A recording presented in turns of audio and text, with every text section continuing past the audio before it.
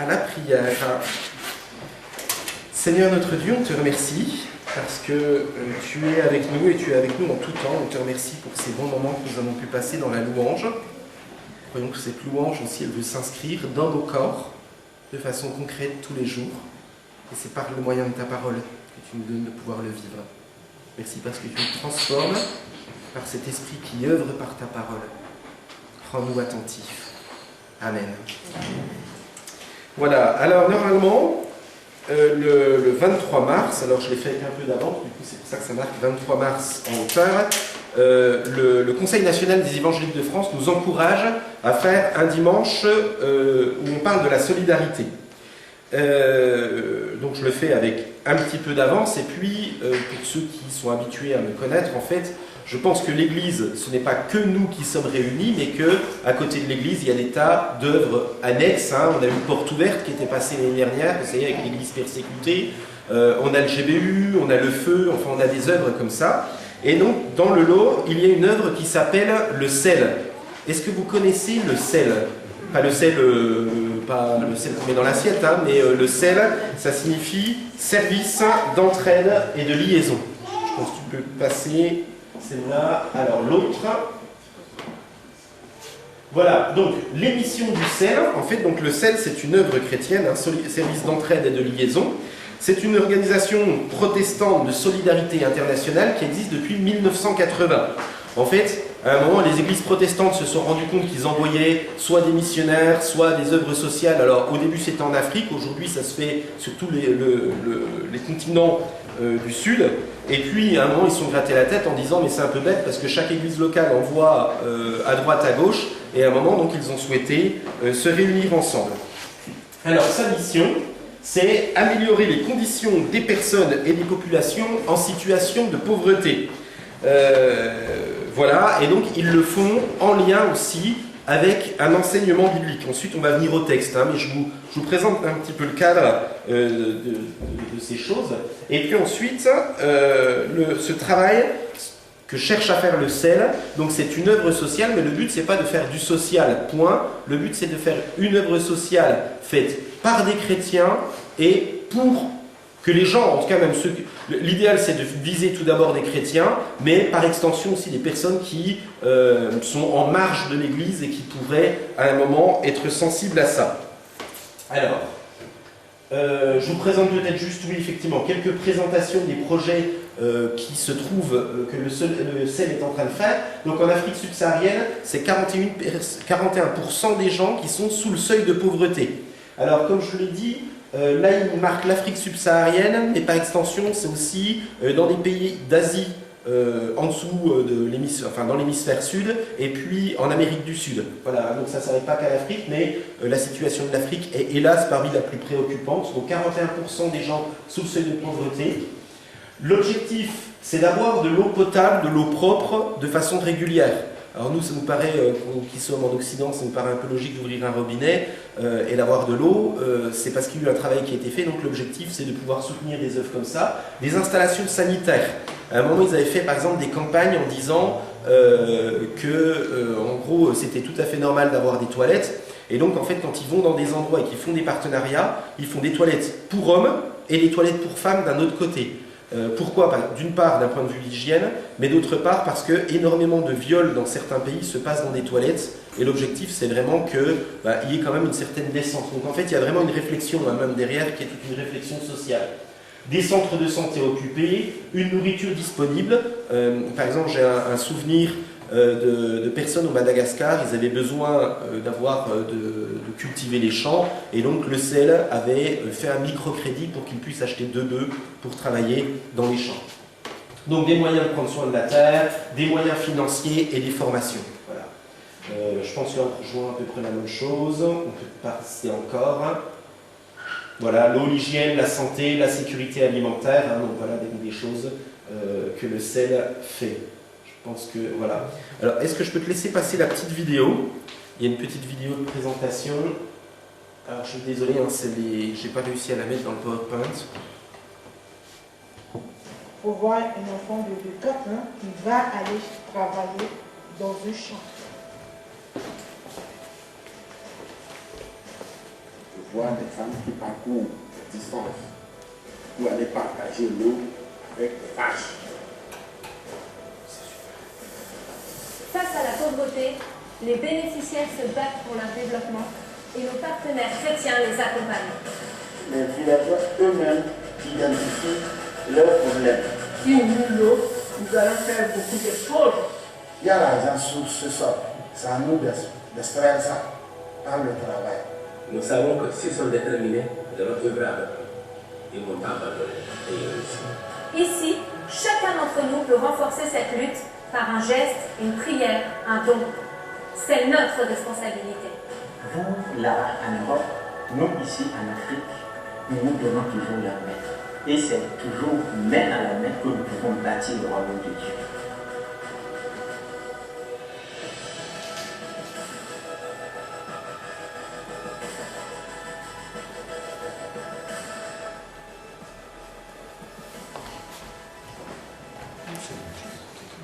Merci bien, cher projectionniste. Voilà, l'objectif donc de ce texte que j'aimerais prendre ce matin, ça va être de nous sensibiliser à la question sociale. Alors, là on a parlé du sel, mais je crois que par extension, donc le sel c'est une œuvre chrétienne parmi d'autres, mais je crois que par extension, dimension sociale et évangile sont intimement liés. J'ai cette conviction, vous savez, il y en a certains par exemple qui parlent de l'évangile de la prospérité. Personnellement, je ne crois pas en cet évangile de la prospérité, je pense qu'il y a beaucoup de mensonges dedans. Par contre, d'annoncer que lorsque l'on vient à Christ, cela nous amène à faire un travail pour prendre en compte la dimension sociale et prendre en considération que les personnes ont des besoins et de travailler aux besoins, je crois que c'est un message qui est intimement lié à l'amour du prochain. Alors, je vais prendre un texte que l'on trouve dans l'Épître aux Galates. On va voir, sinon on peut s'en passer, c'est bon, sinon je peux... Ah bah c'est bon, tu l'as. Je vais carrément lire donc l'Épître aux Galates à partir, donc chapitre 6 et à partir du verset 7.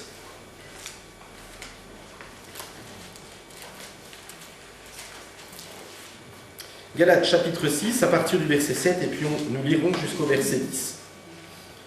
Ne vous y trompez pas, on ne se moque pas de Dieu. Ce qu'un homme aura semé, il le moissonnera aussi. Celui qui sème pour sa chair, moissonnera de la chair la corruption. Mais celui qui sème pour l'esprit, moissonnera de l'esprit la vie éternelle. Ne nous lassons pas de faire le bien, car nous moissonnerons au temps convenable si nous ne nous relâchons pas. Ainsi donc, pendant que nous en avons l'occasion, pratiquons le bien envers tous, et surtout envers les frères dans la foi. Voilà, donc j'arrêterai la lecture ici, et donc le point, en tout cas, qui est très intéressant dans ce texte sur la question de l'œuvre sociale, c'est « faisons du bien à tout le monde ». Alors l'objectif est quand même assez haut, parce que quand on se retourne et quand on habite une ville comme Amiens, je crois que ça montre quand même qu'il y a une certaine, voilà, qu'il y a encore une bonne marge de manœuvre, mais quand même le texte biblique nous donne quand même cet impératif. Et j'aimerais donc qu'on se relève les manches et puis qu'on réfléchisse un petit peu à ce que l'on trouve dans ce texte. La première chose que j'aimerais dire, c'est que l'action sociale, fort heureusement, ce ne sont pas que les chrétiens qui la font. Il y a, je pense qu'on peut assez... avant. Hop, voilà, on va rester là-dessus. Merci, mais c'est très bien. Merci de suivre, en tout cas, et d'avoir appris. Donc l'œuvre sociale, déjà, avant toute chose, on peut vraiment se féliciter. L'État en fait, les associations en font. Ce n'est pas qu'une œuvre chrétienne, et je pense qu'il faut vraiment aussi louer et féliciter tout ce qui est fait. Malgré tout, je pense que faire le bien en tant que chrétien est quelque chose aussi de particulier. Pourquoi particulier? Donc, dans le texte que l'on a vu, on va exploiter un petit peu ce texte, mais ça nous dit que si les gens font du bien, c'est déjà une bonne chose, mais ce texte nous invite à faire le bien en prenant en considération que c'est une œuvre de l'esprit et que c'est une œuvre spirituelle. Et c'est là où je crois qu'il y a une réelle différence entre faire le bien en tant qu'association ou dans un travail humanitaire quelconque et faire du bien de façon chrétienne et spirituelle. Et on va exploiter un petit peu donc ce raisonnement que l'on peut trouver dans l'Épître aux Galates. Ce texte qui était affiché tout à l'heure se trouve à la fin de l'Épître aux Galates et il vient un peu comme une conclusion dans l'Épître aux Galates. En Galates chapitre 6 verset 8, ça disait « Celui qui sème pour l'esprit. C'est-à-dire que ce texte nous dit que nous pouvons semer pour plaire à l'esprit et vivre pour lui être agréable. C'est donc chercher à se soumettre aux directives de l'esprit. Cela ne veut pas dire donc que l'on fait des œuvres pour gagner un peu en humanité ou gagner son ciel. Voilà. Et ça irait même à l'encontre de l'épître aux Galates. Donc dans l'épître aux Galates, pour faire un petit résumé de l'épître, de Galates chapitre 1 jusqu'au chapitre 4, le texte nous dit que nos œuvres ne servent à rien et que nous sommes sauvés par la foi seule. Donc c'est vraiment une affirmation. Nous ne pouvons rien faire par nous-mêmes pour nous gagner les faveurs de Dieu. C'est uniquement par sa grâce que nous sommes sauvés en vertu de l'œuvre accomplie par Jésus pour nous. Et puis, à partir du chapitre 5, du coup, il vient un petit peu plus loin en disant, mais du coup, si nous sommes sauvés en dehors de nos œuvres, malgré tout, ça ne veut pas dire que nous ne pouvons rien faire. À partir du chapitre 5, il nous dit, mais du coup, vivez selon l'Esprit, laissez-vous imbiber par l'Esprit. Et au chapitre 6, du coup, ça vient un peu comme une conclusion en disant, mais c'est très bien, nous ne pouvons pas faire d'œuvres qui pourraient nous gagner des faveurs, nous devons vivre par l'Esprit. Et le chapitre 6 arrive un peu comme un saut en disant, mais étant donné que nous vivons par l'Esprit, eh bien à partir de ce moment-là, nous pouvons nous mettre à pratiquer des œuvres qui découlent de la présence de Dieu en nous. Autrement dit, les œuvres constituent une preuve de l'authenticité de notre foi. Autrement dit, dis-moi comment tu agis et je te dirai celui en qui tu crois. Du coup, on ne peut pas simplement se dire « j'ai la foi, alors je vais tranquillement attendre que l'esprit me tombe dessus pour commencer à faire des choses », mais je crois que ce texte qui nous dit « faisons le bien envers tous » est un appel à une responsabilité que nous devons assumer, une responsabilité qui dépend d'une responsabilité chrétienne. C'est un appel à l'action et à se mettre en activité. Alors comment faire pour semer l'esprit ? Alors Paul répond à cette question dans les versets 9 et 10. Alors, je vous relis versets 9 et 10. « Ne nous lassons pas de faire le bien, car nous moissonnerons au temps convenable, si nous ne nous relâchons pas. Ainsi donc, pendant que nous en avons l'occasion, pratiquons le bien envers tous, et surtout envers les frères en la foi. » En gros, semer pour l'esprit, c'est faire du bien à tout le monde. Donc, entre guillemets, être chrétien, normalement, ça se voit, c'est quelque chose qui se manifeste par des actions concrètes. Ça veut dire que nous ne sommes pas appelés à avoir des conversations interminables pour savoir comment nous devrions agir et tout ça. Ça ne sert à rien de faire des grands traités de théologie si à un moment nous ne nous mettons pas en action. Ça ne sert à rien de façon plus concrète de partager un verset comme « aime ton prochain » sur Facebook si on fait la tronche à tous ses voisins dans la cage d'escalier. Voilà, autrement dit, c'est ça que je suis en train de dire.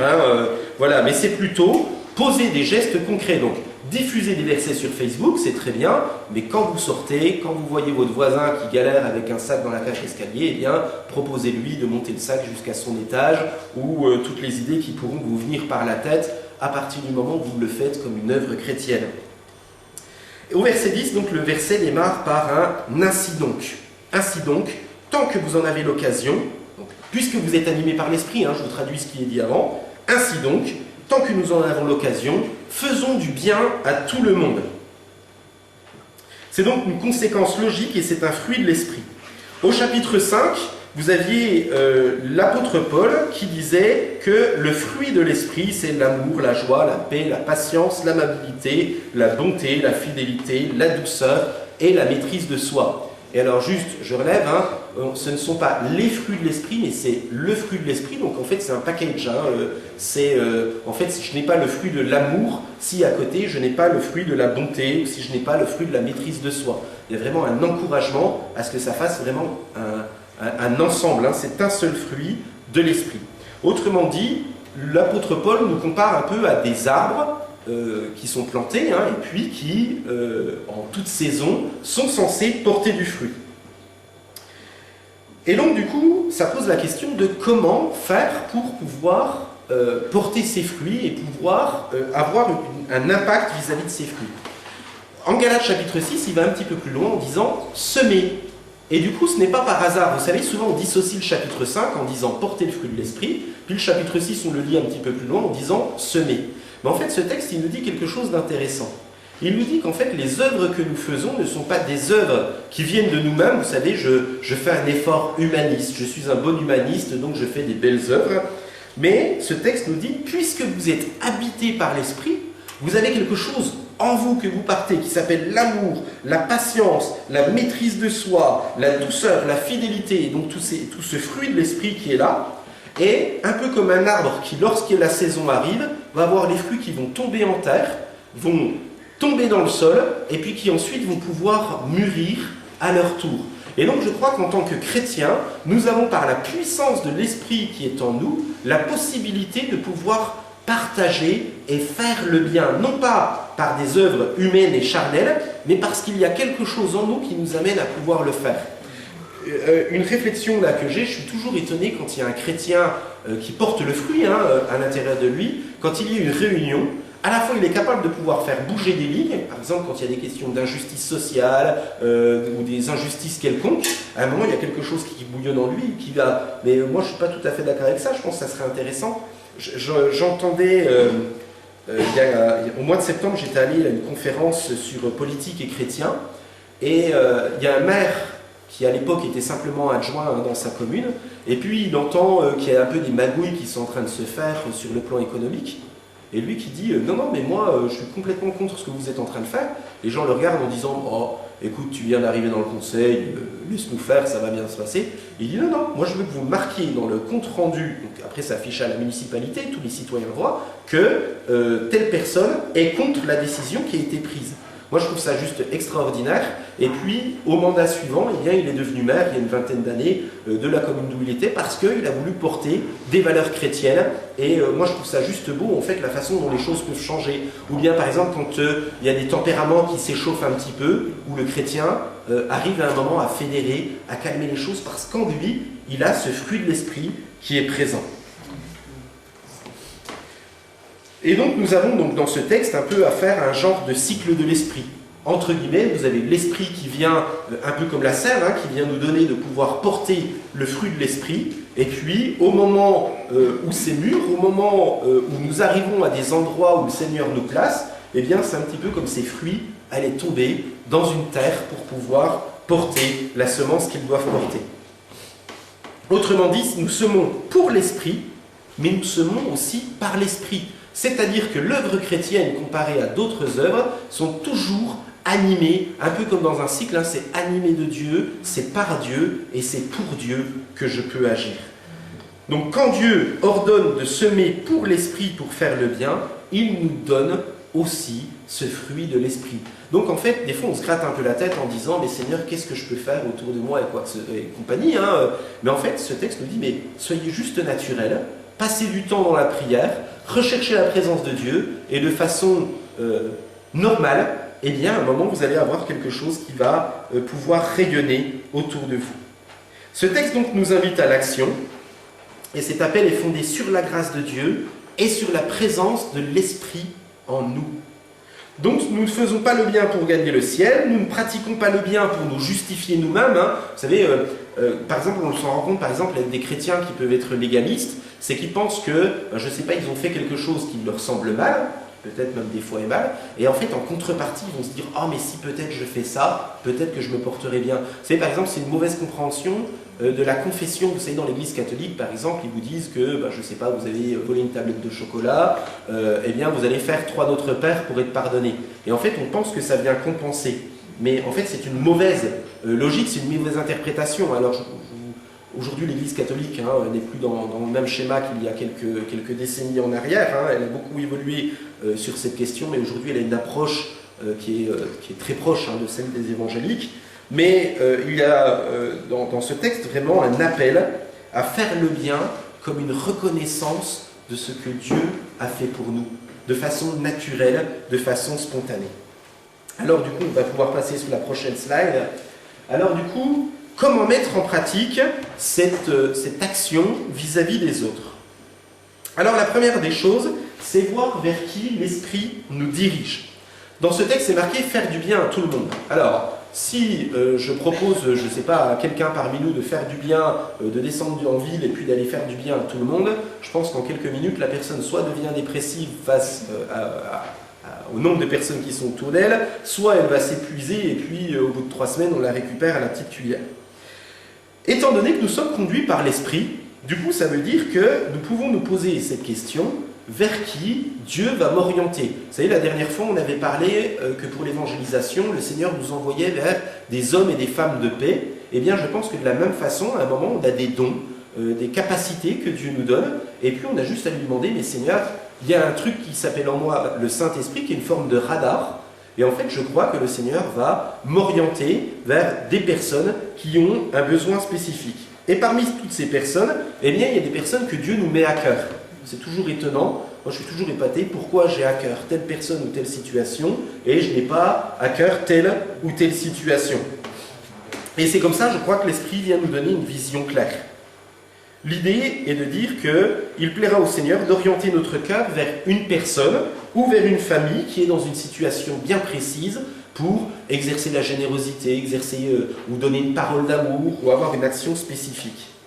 Parmi les témoignages que j'ai eu l'occasion de trouver là pour cette prédication, il y a intégré dans les activités de la famille, un anniversaire, une sortie, l'un des enfants d'une famille pauvre qui est autour de nous. Par exemple, on habite à Amiens-Nord, on a des amis qui sont à Amiens-Nord, ils sont dans une situation de précarité, on a prévu de passer un peu de temps dans un parc d'attractions, ou bien de faire un anniversaire ou quoi que ce soit, et puis de dire aux enfants, si on est en âge où on a encore des enfants à la maison, de dire, bah tiens, il y a telle personne, on le sent toujours un peu seul. Ou bien, par exemple, je ne sais pas, il y a des personnes qui viennent à l'église, qu'on sent seul de temps en temps, c'est de leur dire, bah tiens, dimanche midi, tu fais quoi? Bah tiens, viens manger à la maison. Voilà, c'est tous des petits gestes qui sont des gestes, pour ainsi dire, gratuits, insignifiants, mais qui font énormément de bien. Par exemple, je pense, entre autres, aux étudiants. Quand j'étais étudiant à la fac de théologie, j'avais quitté un appartement, j'avais une 40aine de mètres carrés, j'étais bien lancé dans la vie, et puis j'ai tout quitté pour me retrouver dans une pièce de 8 mètres carrés. Je l'avais remplie parce que j'avais plein de livres, donc j'avais juste la place de passer entre mes livres là dans ma chambre, et puis donc c'était complètement déshumanisé, enfin hormis les livres et puis la bibliothèque, c'était tout ce que je voyais. Et puis en période de Noël, on a un frère qui était marié et qui dit, bah tiens, mon épouse souhaite inviter les étudiants pour Noël. Ça faisait 3 mois que je n'avais pas mis les pieds dans un appartement d'être humain normal et tout à fait socialisé.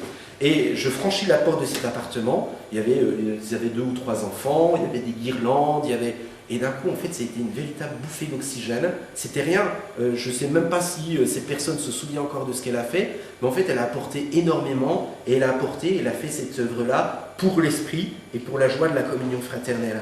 Voilà, je crois qu'on a aussi cette possibilité. Voilà, c'est des choses qui sont gratuites, mais c'est des choses qui manifestent profondément l'amour. Voilà, il n'y a pas besoin de faire des œuvres dites extraordinaires, mais pourtant ce sont des choses qui ont un poids éternel. Ce choix aussi, ça peut être un projet d'église.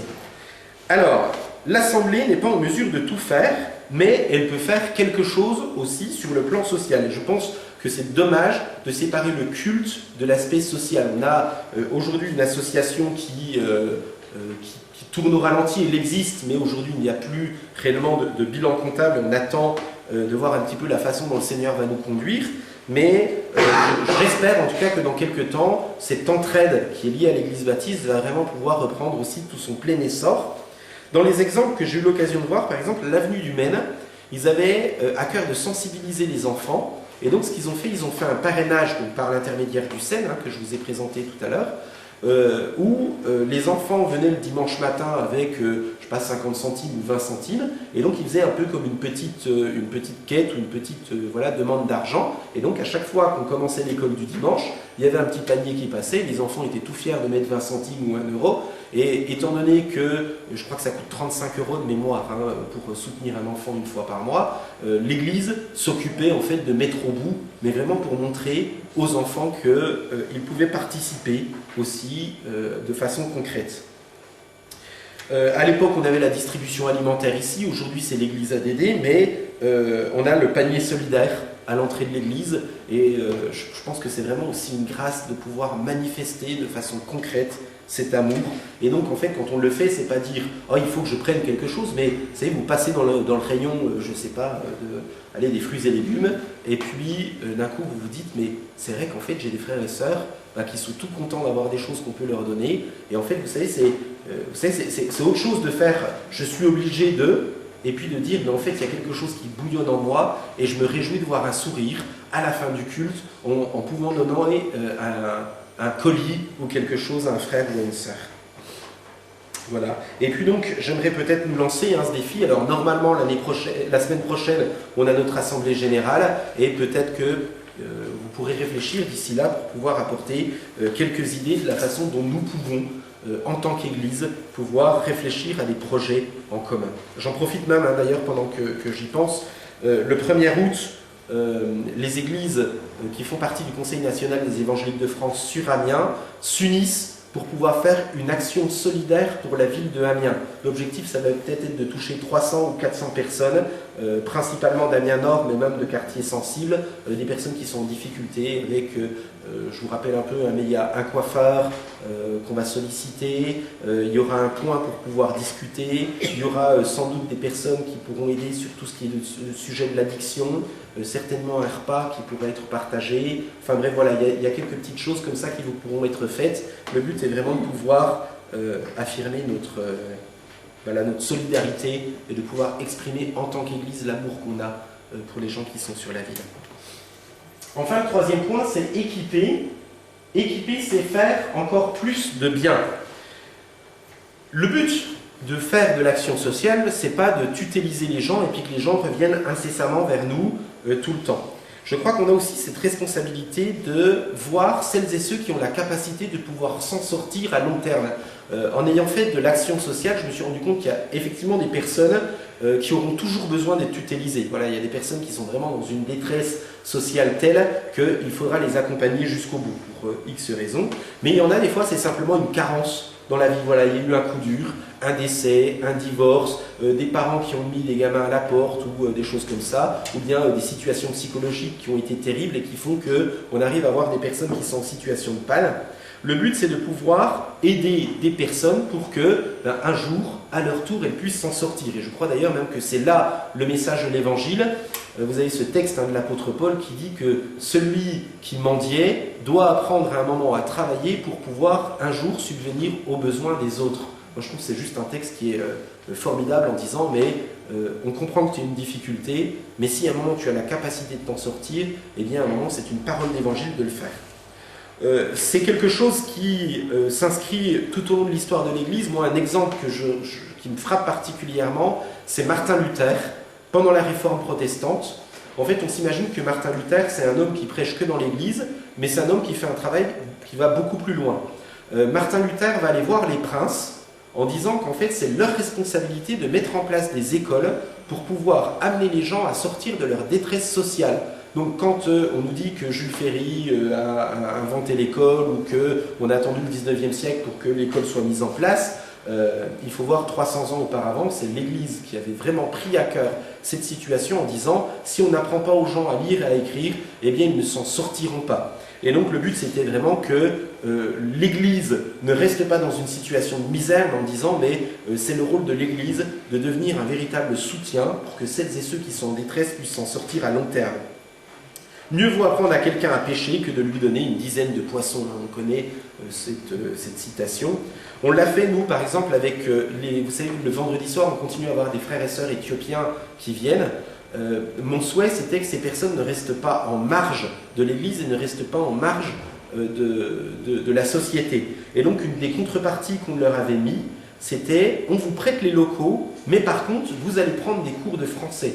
Et donc le pasteur et au moins une autre personne, mais je crois qu'il y en a encore quelques autres, ont joué le jeu et ils se sont inscrits dans une association pour pouvoir apprendre le français.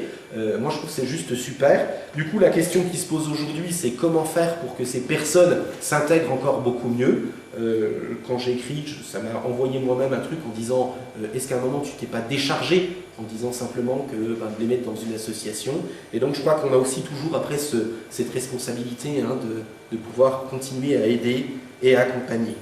Certains chrétiens sont doués, expérimentés sur le plan administratif. Pourquoi ne pas assister certaines personnes qui sont démunies?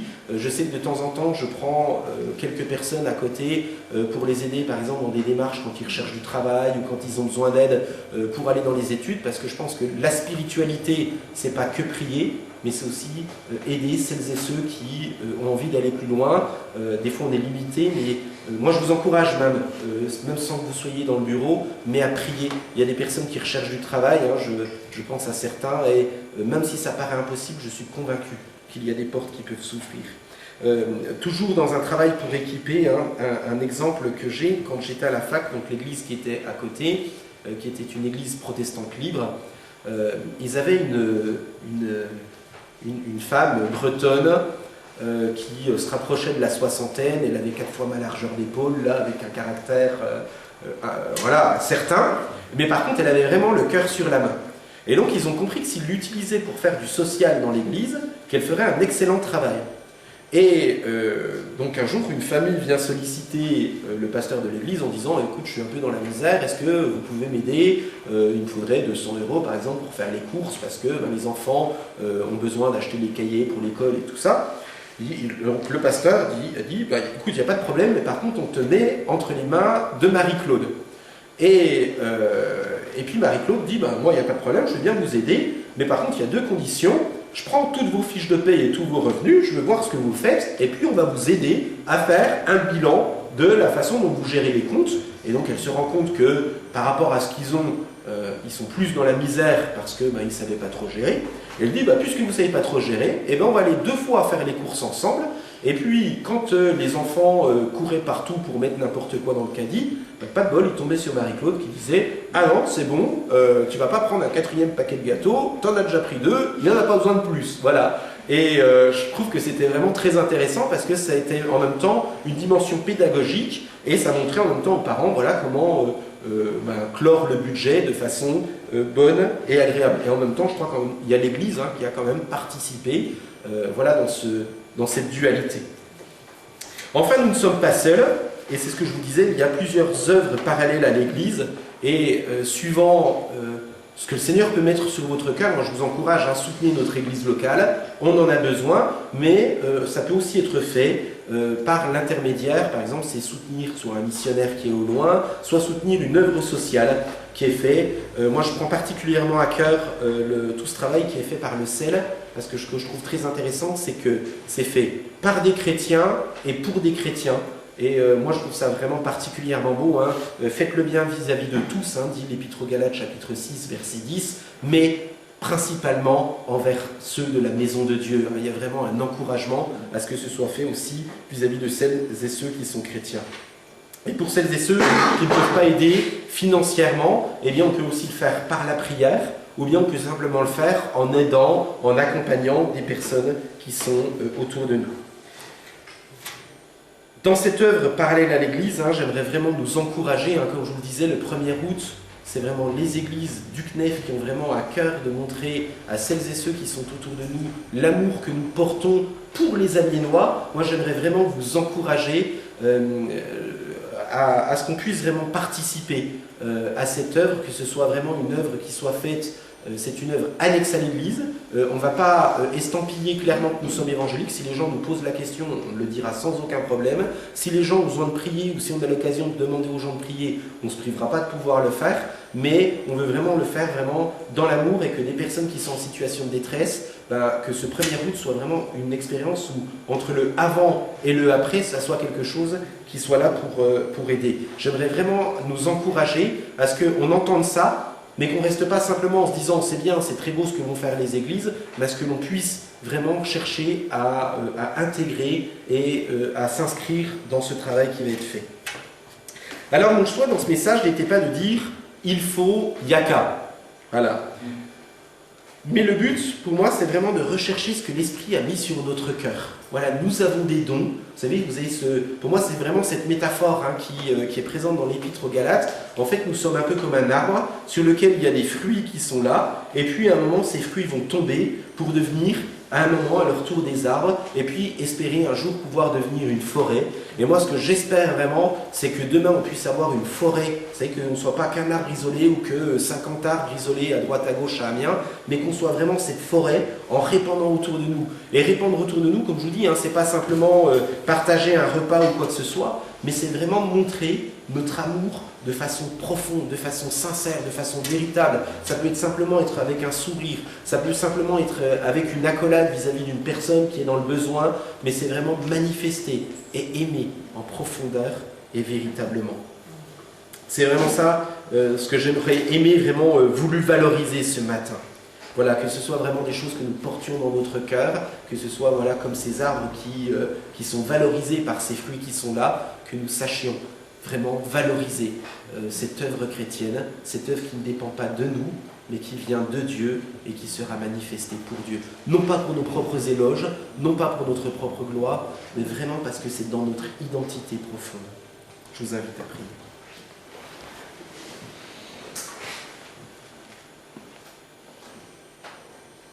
Seigneur, merci parce que en fait, ton livre, cette parole de Dieu est vraiment quelque chose de très paradoxal parce qu'à la fois il nous dit qu'on ne peut pas faire d'œuvre par nous-mêmes et puis en même temps il nous dit qu'en fait on fait des choses qui sont géniales, merveilleuses et belles, mais que c'est par ton esprit. Et Seigneur, voilà, c'est vrai, ce matin la prédication était sur la question des œuvres de la foi, des œuvres de l'esprit. Et Seigneur, on veut vraiment se rendre compte des belles qualités que tu as mises en nous. Seigneur, en fait, même peut-être qu'il y a certains qui se disent « mais je n'aime pas assez » ou « je ne suis pas assez patient » ou « je n'ai pas assez le fruit de l'esprit ». Et puis peut-être que tu puisses lui donner peut-être ce rétroviseur et puis qu'il puisse se rendre compte de la façon dont il était il y a 6 mois, il y a 3 ans, il y a 5 ans et se rendre compte de cette œuvre de l'esprit que tu as fait en lui. Et puis Seigneur, de façon naturelle, que les gens à un moment nous disent « mais c'est marrant dans ta présence, je sens que je suis apaisé, dans ta présence je sens qu'il y a quelque chose qui se passe ». Et d'un coup on se rend compte que par toutes ces œuvres, rien que par notre présence, nous sommes capables de faire du bien à tout le monde, et plus particulièrement vers celles et ceux qui font partie de la maison de Dieu. Seigneur, nous voulons vraiment te remercier pour cette œuvre de l'Esprit, cette œuvre où nous n'avons pas cherché à œuvrer pour l'obtenir, mais que nous devons simplement libérer et laisser manifester. Seigneur, apprends-nous à aimer, et qu'encore tout au long de cette semaine, tout au long des jours qui viennent, nous ayons encore l'occasion de pouvoir le manifester. Amen.